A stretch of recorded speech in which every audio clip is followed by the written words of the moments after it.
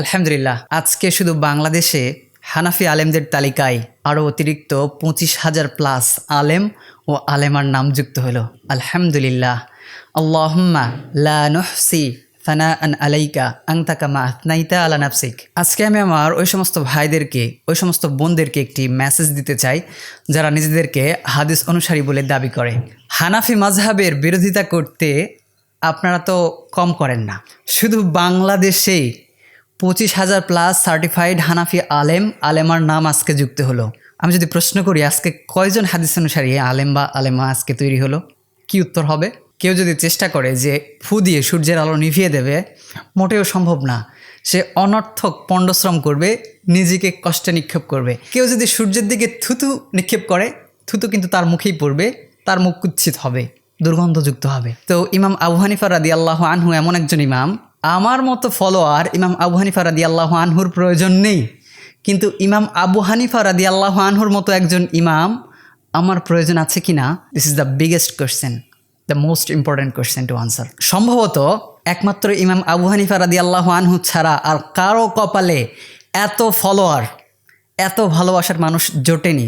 রাসূলুল্লাহ সাল্লাল্লাহু আলাইহি ওয়াসাল্লামের বিরোধিতায় গড়ে প্রতিদিন অমুসলিমরা, ইসলাম বিরোধীরা একটির বেশি করে বই লিখেছে। ঠিক তেমনি মুসলিমদের মধ্যে যারা হাদিস অনুসারী বা যারা হানাফি মাযহাবের দুশমন, তারা প্রতিদিন কত ভিডিও তৈরি করছে, কত চটি বই লিখছে, কত লিফলেট তৈরি করছে, কত কি যে করছে হানাফি মাযহাবের বিরুদ্ধে। কিন্তু ইসলামকে কি ইসলামের দুশমনরা দমিয়ে রাখতে পেরেছে? তেমনি হানাফি ফিকহে হানাফি মাযহাবকে কি মাযহাবের দুশমনরা দমিয়ে রাখতে পেরেছে? আমাদের মতো ফ্যান ফলোয়ারের প্রয়োজন ইমাম আবু হানিফার নাই। বাট দ্য কোয়েশ্চেন ইজ, ইমাম আবু হানিফা রাদিয়াল্লাহু আনহুর মতো ইমামের প্রয়োজন আমার আছে কি না? আমি বলছি না যে সবাইকে হানাফি হয়ে যেতে হবে। আপনি ফিকহে মালিকির অনুসারী হন, আপনি ফিকহে শাফিঈর অনুসারী হন, আপনি ফিকহে হাম্বলির অনুসারী হন, নো প্রবলেম। আমি এটাও বলছি না যে হক শুধু এই 4টি মাযহাবের মধ্যে সীমাবদ্ধ, কিন্তু আমি এটা বলছি যে এই 4 মাযহাবের বাইরে বাতিলের ছড়াছড়ি। এই 4 মাযহাবের বাহিরে গিয়ে যারা নিজেদেরকে কোরআন অনুসারী, হাদিস অনুসারী বা অন্য কিছু দাবি করে, তাদের অধিকাংশই মিথ্যে বলে, প্রতারণা করে, যাদের মধ্যে না আছে ইনসাফ, না আছে আদব। আজকে আমি আমার হাদিস অনুসারী ভাইদেরকে বলবো, আপনি হাদিস অনুসরণ করেন, কিন্তু আসেন হানাফি মাযহাবের বিরোধিতা ছেড়ে দেন। আমরা হানাফিরা হাত বাড়িয়ে দিলাম, আমাদের হাতে হাত রাখেন।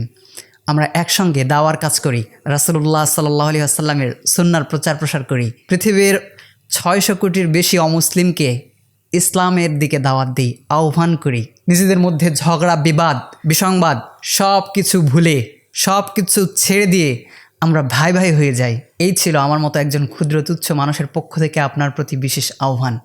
আপনাকে হানাফি হতে হবে না, আপনাকে আপনার মত ও পথ, আপনাকে আপনার কোরআন অনুসরণ, হাদিস অনুসরণ ছাড়তে হবে না, কিন্তু আসেন আমরা ঝগড়া ছেড়ে দিই, আমরা ভাই ভাই হয়ে যাই। আমাদের মধ্যে মতভেদ থাক, কিন্তু বিভেদ না থাক, ঝগড়াঝাটি না থাক, অশান্তি না থাক।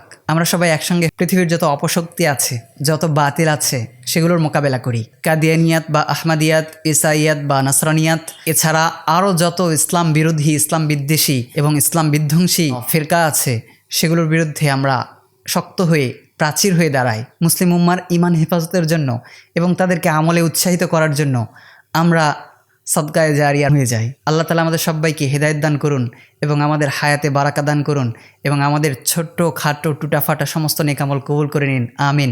আসসালামু আলাইকুম ওয়া রাহমাতুল্লাহি ওয়া বারাকাতুহু।